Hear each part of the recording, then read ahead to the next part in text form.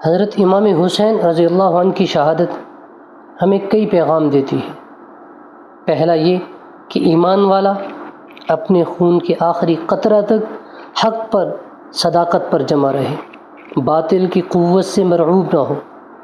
دوسری بات یہ کہ امام حسین رضی اللہ عنہ نے یزید کی جن خرابیوں کے باعث مخالفت کی، ایسے لوگوں سے اپنے آپ کو الگ کر دے اور فسق و فجور والا کام نہ کرے اور ایسے لوگوں کا ساتھ نہ دے۔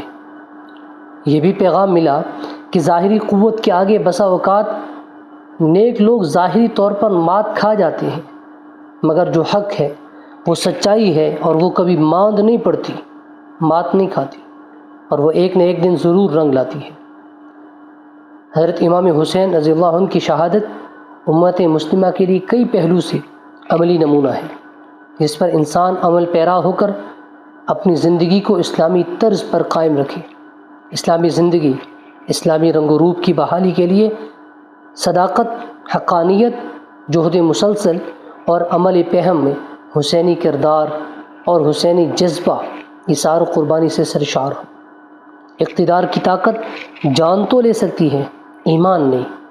اگر ایمانی طاقت کار فرما ہو تو اس کے عزم و استقلال کو کوئی چیلنج نہیں کر سکتا۔ ضرورت اس بات کی ہے کہ حضرت امام حسین رضی اللہ عنہ کی شہادت کی حقیقی فلسفہ اور مقصد کو سمجھا جائے، اور اس سے ہمیں جو سبق اور پیغام ملتا ہے اسے دنیا میں عام کیا جائے۔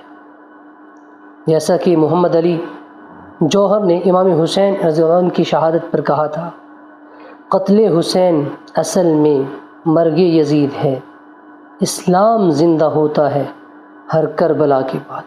اور ایک اور شاعر نے بہت پیاری بات کہی، نہ یزید کا وہ ستم رہا نہ ظلم ابن زیاد کا، جو رہا تو نام حسین کا جسے زندہ رکھتی ہے کربلا۔ ہندوستان میں اسلام کی روشنی لانے اور پھیلانے والے صوفی اور چشتی بزرگ خواجہ اجمیری رحمہ اللہ فرماتے ہیں، شاہ است حسین بادشاہ است حسین، دین است حسین دین پناہ است حسین، سرداد نداد دست درے دست یزید، حقہ کے بنائے لا الہ است حسین۔